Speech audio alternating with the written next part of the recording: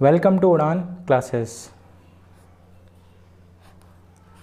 मैं अंकित सर आज आपके सामने रीजनिंग का वेन डायग्राम का पार्ट 3 लेकर आया हूं। आज हम पढ़ने वाले हैं विश्लेषणात्मक वेन आरेख, मीन्स क्या, analytical Venn diagram. Analytical Venn diagram आप लोगों को एसएससी सीजीएल और ढेर सारे एग्जामों में देखने को मिल जाते हैं। ठीक है, आज हम पढ़ने वाले हैं एनालिटिकल डायग्राम। तो एनालिटिकल डायग्राम की शुरुआत करते हैं। आज आपके जितने भी प्रश्न हैं एसएससी से रिलेटेड प्रश्न हैं, कृपया करके वीडियो को अंत तक जरूर देखिएगा और लाइक और सब्सक्राइब करिएगा। ठीक है, अंत में आपको एक बहुत महत्वपूर्ण और एक शानदार चीज़ बताने वाला हूं जो ज़्यादातर यूट्यूबर्स आपको नहीं बताते हैं। कृपया करके शेयर करिए, लाइक करिए।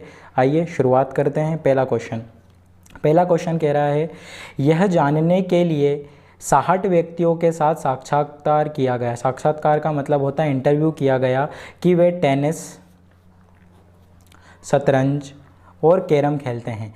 प्राप्त आंकड़ों को एक सचित्र आरेख में प्रस्तुत किया गया है जैसे कि नीचे दिखाया गया है। आरेख का अध्ययन करें, बताएं कितने व्यक्ति कोई भी खेल नहीं खेलते हैं। ठीक है, यहाँ पर 3 खेल दिए गए हैं आप लोगों को, टेनिस, शतरंज और कैरम। देखिएगा वेन डायग्राम का ये जो पार्ट है एनालिटिकल डायग्राम, इसमें सब कुछ डिपेंड करता है इसकी बॉर्डर पर। इसकी सब कुछ डिपेंड करता है क्या, इसकी बॉर्डर पर, मीन्स बॉर्डर पर। अगर इस बॉर्डर के अंतर्गत मैंने 2 और 3 लिखा है तो ये 2 और 3 सिर्फ इस सर्कल में ही आएगा। परंतु अगर मैं बोल देता हूँ ये स्क्वायर, अगर मैंने यहाँ पर खींच दिया तो क्या होगा, 2 और 3 सर्कल में भी आ रहा है, केवल 2 सर्कल में भी आ रहा है और 3 आपका किस किस में भी आ रहा है, स्क्वायर में भी आ रहा है और आपका सर्कल में भी आ रहा है। ठीक है, तो ये जितनी जहाँ तक बॉर्डर रहती है वहीं तक इसका कार्यशैली काम करता है। देखिएगा इस तरह का प्रश्न लास्ट में क्या बोला गया है कि कोई भी खेल नहीं खेलता हो।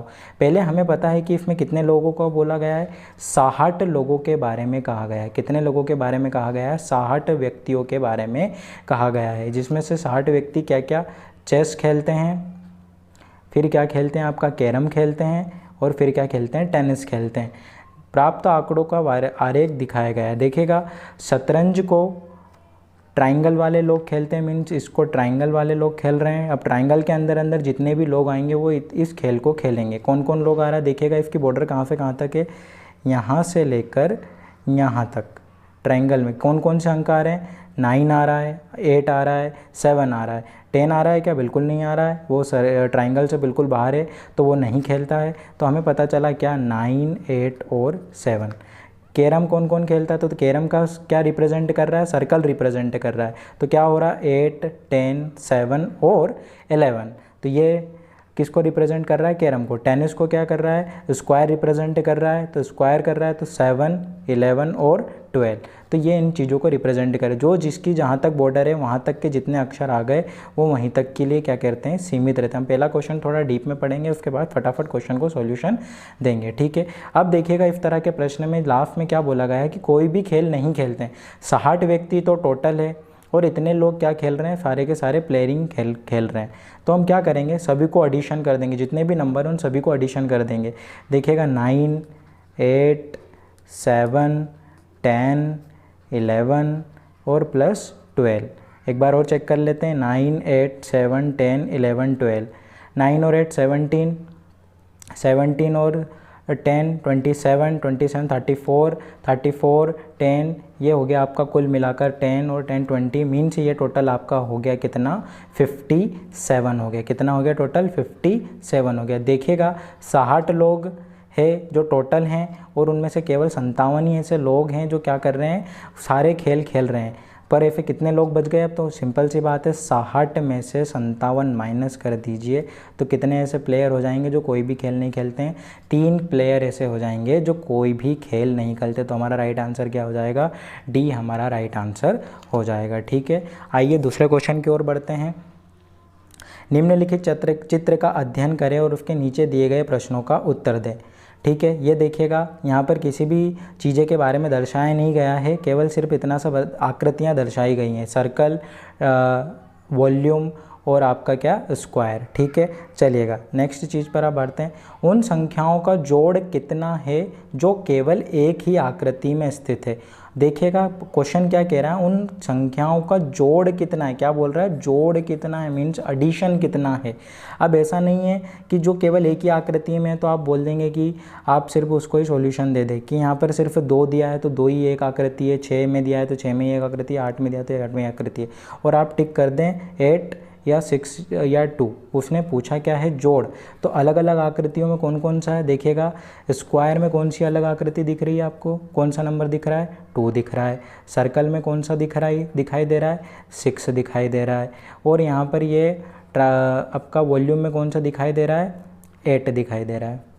तो कितने हो गए टोटल ये आपके, 8 और 6 14, 14 और 2 16। तो द राइट आंसर क्या हो जाएगा आपका, इसका 16 आपका राइट आंसर हो जाएगा। ये भी आपके एसएससी 10+2 2014 का क्वेश्चन था।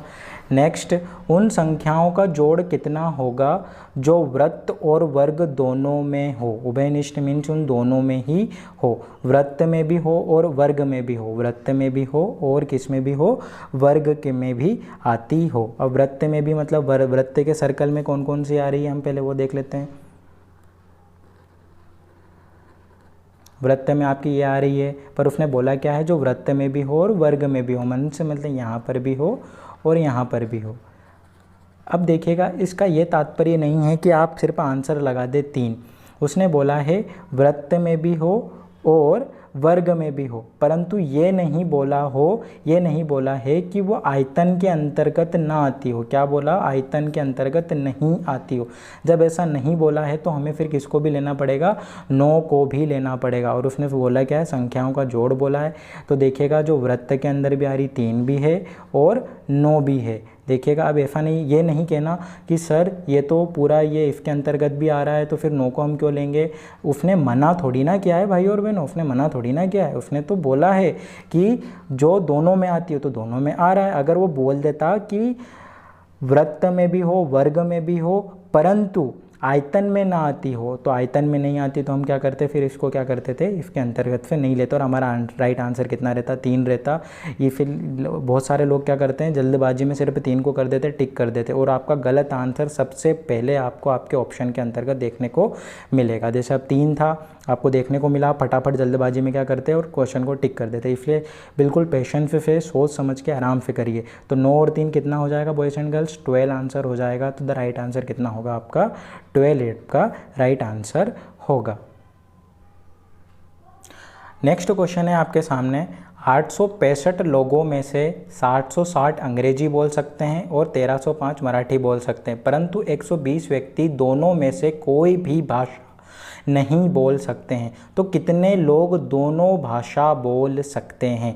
देखिएगा इसमें आपको वेन डायग्राम नहीं दिया गया है, तो इस बार आपको क्या करना होगा, इसका वेन डायग्राम बनाना पड़ेगा। आप चाहें तो एग्ज़ाम में बना सकते हैं, नहीं भी बना सकते। ज़्यादातर लोग तो नहीं बनाते हैं क्योंकि उन्हें पता रहता है कि क्या चीज़ करनी रहती है, पर जिन्हें नहीं पता है मैं उन्हें बताना चाहूँगा। देखिएगा टोटल लोग कितने हैं आपके सामने, यहाँ पर टोटल पर्सन हैं आपके सामने 865 पर्सन, 1865 लोग हैं। तो उनमें से कुछ क्या कर रहे हैं आपके, अंग्रेजी बोलते हैं, कुछ क्या बोल रहे हैं, अंग्रेजी बोलते हैं। ये सर्कल हमने क्या कर दिया, इंग्लिश को रिप्रेजेंट कर दिया।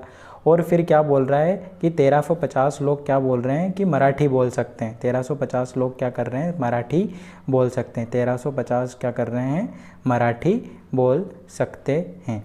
परंतु 120 इन दोनों में से कुछ भी नहीं बोल रहे। 120 इन दोनों में से क्या बोल रहे हैं, कुछ भी नहीं बोल रहे हैं, मतलब वो किसी भी श्रेणी के अंतर्गत आ ही नहीं रहे। तो हमें बताना है कि कितने लोग दोनों भाषा बोल सकते हैं। तो देखिएगा सबसे पहले 1865 लोगों में से हमें वो लोग चुनने होंगे जो कोई सी भाषा नहीं कह सकते हैं। तो 1865 में से हम क्या करेंगे, 120 को सबसे पहले क्या कर देंगे, सब्ट्रैक्ट कर देंगे, क्योंकि हमें ये जानना है कि कितने लोग हैं जो भाषाओं को बोल सकते हैं। तो कितने लोग ऐसे होंगे जो भाषाओं को बोल सकते हैं, इसको सब्सक्राइब कीजिए, 5, 4, 7 और 1, 1745 लोग ऐसे हैं जो करीबन भाषाओं को बोल सकते हैं। अब क्या करना है, इनमें से कुछ लोग क्या करते हैं, अंग्रेजी बोलते हैं, और कुछ लोग क्या करते हैं, आपके मराठी बोलते हैं। तो अब ये दोनों ही लोग कितने लोग हो गए कि जो दोनों भाषा बोलते हैं, हमें वो निकालना। तो इन दोनों को क्या कर दीजिए आप, एडिशन कर दीजिए। अब इन दोनों का एडिशन कितना होगा आपका, 5 और 6 और 9 और 1 1965 आपका क्या हो जाएगा, इन दोनों का एडिशन हो जाएगा। अब आपको निकालना है कि जो दोनों भाषा बोल सकते हैं, दोनों भाषाएं बोल सकते हैं, तो क्या करना होगा आपको 1965 में से 1745 को सब्ट्रैक्ट कर देना होगा। आपके सामने आपका आंसर हो जाएगा। 5 में से 5 गया है तो 0, 6 में से 4 गया है तो 2 और 9 में से 7 गया है तो 2। तो टोटल लोग कितने हो जाएंगे जो दोनों भाषाएं बोलते हैं? कुल मिलाकर 220 लोग ऐसे हो जाएंगे जो दोनों भाषाओं का ज्ञान रखते हैं। इस तरह के प्रश्न सबसे ज़्यादा पूछे जाते हैं। अब आपको ध्यान रखना होगा, पैटर्न थोड़ा चेंज हो चुका है तो इस बारे में आपको ध्यान रखना पड़ेगा। ठीक है, नेक्स्ट क्वेश्चन की ओर बढ़ते हैं। नेक्स्ट क्वेश्चन क्या कह रहा है आपसे? दी गई आकृति में कितने खिलाड़ी युवा हैं? दी गई आकृति में कितने खिलाड़ी युवा हैं? मीन्स कितने खिलाड़ी युवा हैं, कितने खिलाड़ी क्या हैं? युवा हैं। तो देखिएगा युवा का सर्कल क्या कह रहा है? ये कह रहा है कि युवा सिर्फ यहाँ से लेकर यहाँ तक है और खिलाड़ी का यहाँ से यहाँ तक है। ठीक है, तो इनके बीच में हमें बताना है कि कितने खिलाड़ी युवा हैं, मीन्स जो खिलाड़ी भी है और युवा भी है। तो 46 आपका केवल युवा है, 31 केवल आपका खिलाड़ी है, तो ये दोनों हो नहीं सकते। अभी इससे पहले हमने एक क्वेश्चन किया था, जब किसी चीज़ के लिए मना नहीं किया गया है तो हम उसको उसमें सॉल्यूशन में ला सकते हैं। कैसे? देखिएगा, हमें दिख रहा है 18 भी युवा हो रहा है और अब आपको लगेगा कि 18 ही राइट आंसर होगा। बिल्कुल ऐसा नहीं है कि ये लड़कों के अंतर्गत आ रहा है तो आप बोल दें कि सर ये तो लड़कों के अंतर्गत आ रहा है, यहाँ से यहाँ तक का ये तो लड़कों में भी आ रहा है, युवा में भी आ रहा है, खिलाड़ी में भी आ रहा है, तो इसे क्यों लेना होगा? क्यों? क्योंकि हमारे क्वेश्चन ने हमसे लड़कों के बारे में मना नहीं किया है। मना नहीं किया है तो हम क्या करेंगे, इसके अंतर्गत उसे भी लेंगे। ठीक है, तो क्या हो जाएगा इस चीज़ के लिए? 18 + 20, तो टोटल कितना हो गया आपका? 38 लोग खिलाड़ी भी हैं और युवा भी हैं। अगर वो मुझसे कह देता, मना कर देता कि लड़के नहीं लेना, जैसे क्वेश्चन बोलता दी गई आकृति में कितने खिलाड़ी युवा हैं परंतु लड़के नहीं हैं, तो हमारा आंसर क्या होता? डायरेक्ट 18 ही होगा कि 18 ही खिलाड़ी युवा भी हैं, खिलाड़ी भी हैं और युवा भी हैं, परंतु उसने हमसे लड़के के लिए मना नहीं किया तो हमें 20 को भी लेना पड़ेगा। तो द राइट आंसर कितना हो जाएगा? 38। ये था आपका एनालिटिकल का क्वेश्चन। मुझे कुछ क्वेश्चन किसी ने मेल किए थे, मैं आपको बता देता हूँ कि कौन कौन से क्वेश्चन थे, उनमें किस चीज़ों में दिक्कत आ रही थी। देखिएगा, ये आपके जो क्वेश्चन है इसमें बोला गया है रसोई, घर और बगीचे। देखिएगा, दोनों तीनों चीज़ें बिल्कुल अलग अलग हैं ऐसा बोला गया है, परंतु देखिएगा सभी घरों के अंदर क्या होता है? रसोई होती है। सभी घरों के अंदर क्या होता है? रसोई होती है, पर बगीचा इन सबसे अलग होता है। अब ये नहीं कहना कि कुछ बगीचों के अंदर, फिर कुछ घरों के अंदर बगीचे होते हैं। बगीचा एक अलग ही चीज़ है। ठीक है, आप अपने घर में छोटा मोटा बगीचा रखते हैं तो कुछ हद तक मिला सकते हैं, परंतु ये इन चीज़ों से अलग ही बनेगा। अगर इसका फिर ऑप्शन कोई और आता है, जैसे मैंने फिर बार बार कह रहा हूँ कि इसका ऑप्शन कोई और आता है तो आप उसे सेलेक्ट कर सकते हैं, पर एसएससी ने भी इसकी आंसर की में यही डाला है तो आपको यही मानना होगा। और इसका प्रूफ भी है कि सभी रसोई के अंदर क्या होते हैं, आपके घर, सभी घरों के अंदर आपकी क्या होती है? रसोई होती है, पर बगीचे सभी घरों के अंतर्गत पाए नहीं जाते हैं। ठीक है, ये बनेगा इस चीज़ का डायग्राम। नेक्स्ट है आपके सामने प्रोफेसर, पोस्ट ग्रेजुएट और नौकरी पेशा वाले। प्रोफेसर, पोस्ट ग्रेजुएट और नौकरी पेशा वाले। देखिएगा, जितने भी प्रोफेसर रहते हैं वो पोस्ट ग्रेजुएट रहते हैं, जितने भी प्रोफेसर रहते हैं वो क्या करते हैं? सभी के सभी आपके क्या रहते हैं? पोस्ट ग्रेजुएट रहते हैं। देखिएगा, तो क्या होगा?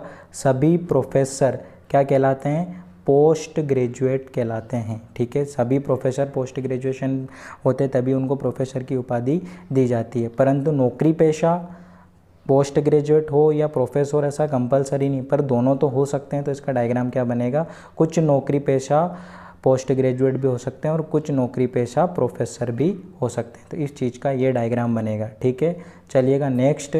इस चीज़ में सबको बहुत कन्फ्यूजन है कि सर डॉक्टर, आदमी और अभिनेता का डायग्राम ये वाला कैसे हो सकता है। अब देखिएगा, मैं आपको बताना चाहूँगा, आदमी, हमने जो उस दिन क्वेश्चन किया था वो था डॉक्टर, पुरुष और अभिनेता। देखिएगा, यहाँ पुरुष की जो इंग्लिश वर्जन है वो कहता है मेल, मीन्स सारी पुरुष प्रजाति, और आदमी मीन्स मैन, मीन्स की क्या है? शुद्ध हिंदी में अगर आप उसे देखेंगे तो क्या कहलाएगा? वो मर्द कहलाएगा।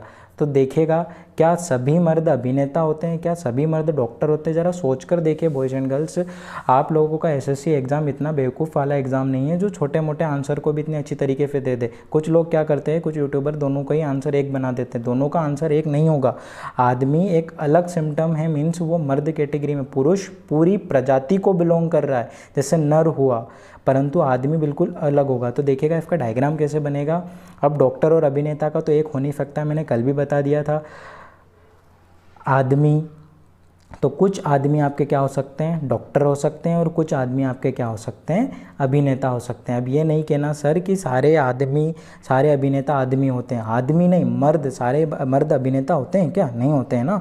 सारे अभिनेता पुरुष होते हैं, ये हम जरूर कह सकते हैं, जैसा कि इस क्वेश्चन में आपको दिखाया गया है। डॉक्टर, पुरुष और अभिनेता, ये मैं बार बार कह रहा हूँ, ज़रा ध्यान से 3 चीज़ों का ध्यान रखिए, जेंडर, प्रोफेशन और उन सबके बीच में रिलेशन। इन 3 चीज़ों का विशेष तौर पर ध्यान रखिए, तभी आप अपने वेन आरेख या वेन डायग्राम में पकड़ बना सकते हैं। डॉक्टर, पुरुष और अभिनेता, डॉक्टर, पुरुष और अभिनेता। तो सारे अभिनेता क्या होते हैं, पुरुष होते हैं। सारे अभिनेता क्या होते हैं आपके, पुरुष होते हैं। सारे एक्टर आपके क्या होते हैं, मेल होते हैं। परंतु कुछ डॉक्टर आपके क्या हो सकते हैं, मेल हो सकते हैं। डॉक्टर और पुरुष के बीच में कोई संबंध नहीं होगा, ध्यान रखिएगा, ठीक है, कोई संबंध नहीं होगा। तो इस चीज़ का डायग्राम ये बनेगा, ठीक है। ये था आज का हमारा एनालिटिकल वेन डायग्राम का पार्ट 3। प्लीज़ सब्सक्राइब करिए हमारे चैनल को, उड़ान क्लासेस। और मैं अंकित सर आपके सामने ऐसे ही ढेर सारे वीडियो लेकर आऊँगा, सब्सक्राइब कीजिए। इस डिस्क्रिप्शन के नीचे हमारे ऑफिशियल चैनल, जी हाँ, हमारे ऑफिशियल चैनल का भी लिंक मैं आपको दूंगा, तो कृपया करके उसको शेयर कर दीजिए, लाइक कर दीजिए और सब्सक्राइब कर लीजिए। अगर आप उसे सब्सक्राइब करते हैं तो आपको मैथ्स, जीके और साइंस के बहुत अच्छी फैकल्टी आपको देखने को मिलेगी, ठीक है। अभी लॉकडाउन की वजह से सब तितर बितर हैं, इसके लिए ये चैनल आप लोगों के लिए बनाया गया है, उड़ान क्लासेस। कृपया करके इसको सब्सक्राइब करें, शेयर करें। Thank you so much, thank you very much. मिलते हैं अगले वीडियो में।